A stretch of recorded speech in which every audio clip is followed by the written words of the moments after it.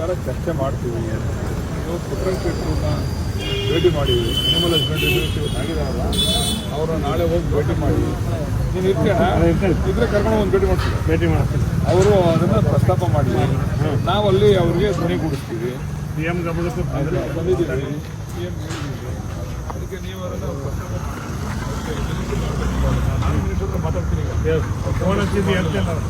Phone ಹಚ್ಚಿ ಮಾತಾಡ್ಬಿಟ್ಟು ಅಲ್ಲಿ ಕ್ಯಾಬಿನೆಟಲ್ಲಿ ಪ್ರಸ್ತಾಪ ಮಾಡ್ತೀವಿ. ನೋಡೋಣ ಏನು ಈಗ ನಿಮ್ಮ ಪ್ರಾಬ್ಲಮ್ ಏನು.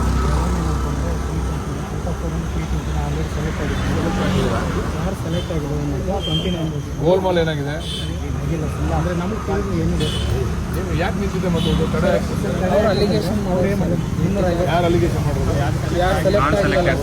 ಏನು ಅಲಿಗೇಷನ್ ಮಾಡೋರು?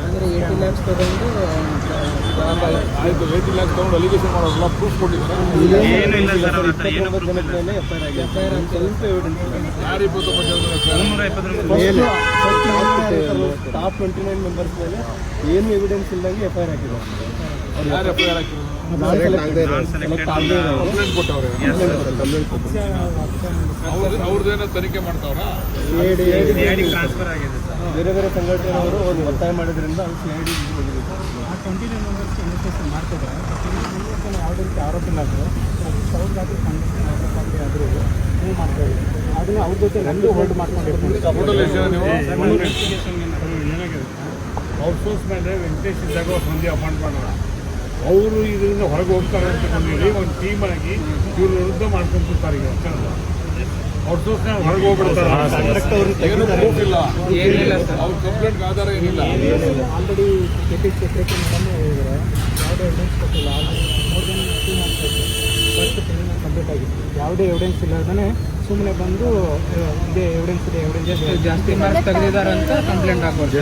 ಮಾರ್ಕ್ಸ್ ಮೇಲೆ ಅಷ್ಟೇ. ಸೆಲೆಕ್ಟ್ ಆಗದೆ ಇರೋ ಒಂದು ಕ್ಯಾಂಡಿಡೇಟ್ ಮಧ್ಯವರ್ತಿ ಅಂತ ಯಾರ್ದೋ ಒಬ್ಬರಿಗೆ ಕಾಲ್ ಮಾಡಿ ಮಾತಾಡಿದ್ದಾರೆ ಸರ್.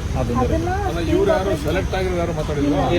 ಸೆಲೆಕ್ಟ್ ಆಗ್ಲಾರ್ದರೆ ಮಾತಾಡೋದು ಸರ್. ಅದಕ್ಕೆ ಸ್ಟಿಂಗ್ ಆಪರೇಷನ್ ಅಂತ ಹೆಸರು ಕೊಟ್ಬಿಟ್ಟು ಅದೇ ಎವಿಡೆನ್ಸ್ ಅಂತ ಮೀಡಿಯಾ ತಿಂಗಳಾಗಿದೆಯಾ? 2 ತಿಂಗಳಿಂದ ಅಲ್ದಾಡ್ತೀವಿ. ಆಯ್ತು, ಗಾಬರಿ ಆಗಬೇಡಿ. 10 ವರ್ಷದಿಂದ ಏನೋ ಮಾಡ್ಕೊಂಡಿದ್ರಲ್ಲಪ್ಪ, ಜಂಜಿನ ಏನೋ ಮಾಡ್ಕೊಂಡಿದ್ದಿಲ್ಲ. ಸರಿ ಮಾಡಿದ್ರು ಮೇಲೆ ಬೀಳ್ತೀರಾ, ತಪ್ಪು ಮಾಡಿದ್ರು ಮೇಲೆ ಬೀಳ್ತೀರಾ? ಅವರಿಂದನೇ ಹಾಳಾಗ್ತೀರಾ ಸರ್. 9 ವರ್ಷ ಆಯಿತು, ಇದಕ್ಕೆ ಏನಾರ ಒಂದು ದಾರಿ ಹುಡುಕ್ತೀವಿ. ತಾಳ್ಮೆಯಲ್ಲಿ ಹೇಳಿದ್ವಿ CMಗೆ. ಈಗ ಮಿನಿಸ್ಟರ್ ಕಡೆಯಿಂದ ರೈಸ್ ಮಾಡ್ಸೋಣ ಅದನ್ನ. ಮಿನಿಸ್ಟರ್ ಅವರು ಅಪ್ರೋಪ್ರಿಯೇಟ್ ವ್ಯಕ್ತಿ ಅವರೇನೆ. ನಾನು ಈ ಮಿನಿಸ್ಟರ್ ಹತ್ರ ಮಾತಾಡ್ತೀನಿ.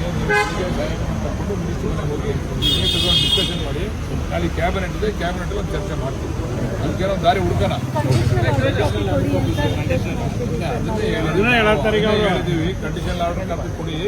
ನಿಮ್ಮ ಹತ್ರ ಅಫಿಡವಿಟ್ ತೊಗೊಂಡು ಯಾರಾದರೂ ಕೂಡ ಇನ್ವಾಲ್ವ್ ಆಗಿದೆ ನೀವು ನಮ್ಮನ್ನು ವಜಾ ಮಾಡೋದಕ್ಕೆ ಅವಕಾಶ ಇದೆ ಅಂತ ತೊಗೊಂಡು ಮಾಡಿ ಅಂತ ಹೇಳಿದ್ದೀವಿ. ಮಾತಾಡ್ತೀವಿ. ಓಕೆ, ನಾಳೆ ಬೆಳಿಗ್ಗೆ ಹೋಗಿ ಮಿನಿಸ್ಟರ್ ಒಂದು ರಿಕ್ವೆಷನ್ ಕೊಟ್ಟು ಬನ್ನಿ. ನಾವು ಮಿನಿಸ್ಟರ್ ಹತ್ರ ಮಾತಾಡ್ಬಿಟ್ಟು ನಾನು ಕ್ಯಾಬಿನೆಟಲ್ಲಿ ಮಾತಾಡ್ತೀವಿ.